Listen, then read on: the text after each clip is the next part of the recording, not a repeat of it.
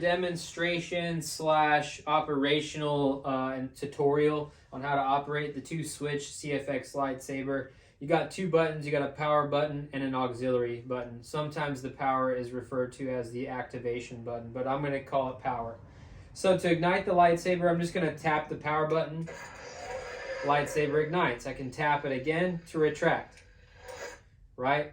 Then if I want to play a background track, I hold that power button down for 1 Mississippi or 1 second until I hear a beep, and then I'll hear a background track play.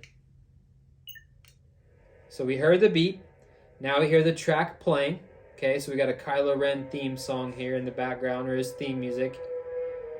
The lightsaber, you can actually activate it, power it up, and it will operate normally while that's playing. If I want to stop the track, I simply double tap. You got to be quick about it though. And if you want to resume, double tap again. If I want to change track, I'll hold down that power button just like I did to start it in the first place for 1 Mississippi. Wait until I hear a beep, let go, and it'll resume the next track.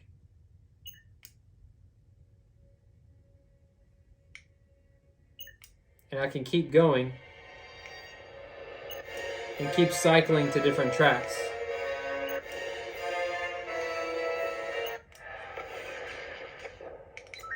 So that's pretty much all the power button does. Now we're going to move into the auxiliary button, but I need to power up my lightsaber to get it going first. So from here, I can hold down my auxiliary button and I get a lockup. Now, if your firmware is updated, the lockup is actually responsive. You can twist your hilt to change the size. So it's pretty small. We can make it almost the whole blade, or I can concentrate it again. And then we can change the angle to move the lockup up and down the blade. Let go to disengage the lockup. You can also engage a tip drag by pointing down, holding your auxiliary button, and then clashing the hilt. Then we get a tip drag that will continue until I let go. You can also do a stabbing effect, so no button is required. You just stab it into a hard object like a wall. And then you get an effect displaying at the tip. When your blade is retracted, you can simply tap the power button to get a PLI, power level indicator. This just tells you the current health state of your battery. You can customize the look of this in your specials.txt file on your SD card. As you can see, my battery is about halfway drained. I'm using the whole blade here to display my current power level. And then tap it again to make it go away. Now I'm going to ignite the blade again and continue on. To trigger a force effect, I'm going to hold down my auxiliary button and then swing the lightsaber.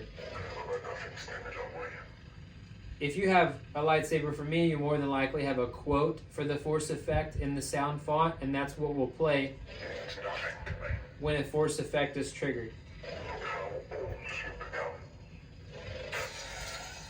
Make sure you let it finish playing before trying to initiate the next one like that. You also get a flash on the blade. Do that. Now let's say I want to change color, right? I can simply hold my auxiliary button and then give the hilt a flick of my wrist, like a twist there, and I'll go into spectrum. So within spectrum, I can rotate the hilt and change colors. Once I get the color I want, I can lock it in by either tapping the button, and I get a button indicating that it's now locked in, or when I'm in spectrum, I can hold it down and I can go to what's called blade profiles. And then here I can rotate the hilt and change the effects that my blade is doing. So depending on your lightsaber and what's on your SD card, you might have various effects. For my customer, Mr. Curry here, he has 32 blade profiles that I've customized and put here on his lightsaber. When you get the one you want, tap your auxiliary button to lock it in. So you have obviously smooth swing. Just simple swings will give you smooth swing sounds. That buttery sound to make it feel alive. And then on top of that, if you swing harder, you get accent swings. And you can kind of combine those together.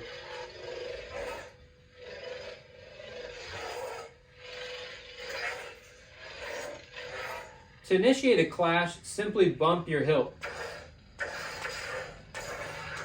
Every hilt is different, and you'll have to adjust the sensitivity settings on your SD card in the configuration file, H-Clash, to change your sensitivity settings for that. 0 being extremely sensitive, 1023 being the least sensitive.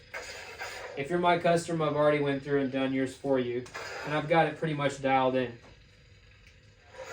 All right, so you can, when the blade is retracted, we're going to go back to the power button. If you hold the power button and bump the hilt with your hand, you can skip to the next font.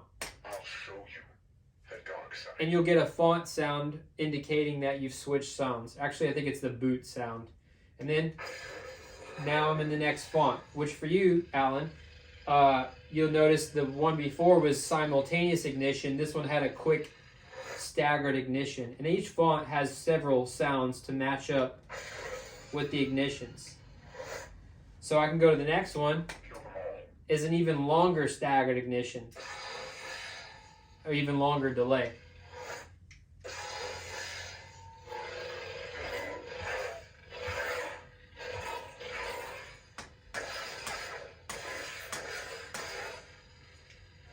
Now, if you want to go to the sound bank selection, where you can go to a menu and cycle through to hear what fonts you have, and then select a font from there, you simply hold down the auxiliary button until we hear sound bank selection. Sound bank selection. Kill them all. So now you hear this background music. I can tap the auxiliary and the power button to cycle back and forth between fonts. I'll show you the dark. Kill them all. I know that. You're still Kylo Ren. You know When I find what I want, I hold down either the power or the auxiliary. It plays the boot sound and locks in that font for me.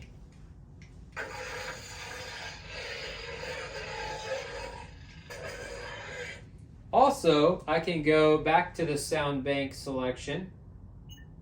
Sound bank selection. I can cycle to the systems menu. I killed. Audio player. SD card USB access. System menu. System menu. Hold down either auxiliary or power to enter it. Volume. I can go to volume menu. Color profile. I can go into color profiles and change things like my bolt color, my lockup color, my effect color, things like that. Previous menu. Or I can exit. System menu. Exit menu. And that takes me back to the last font that I was in.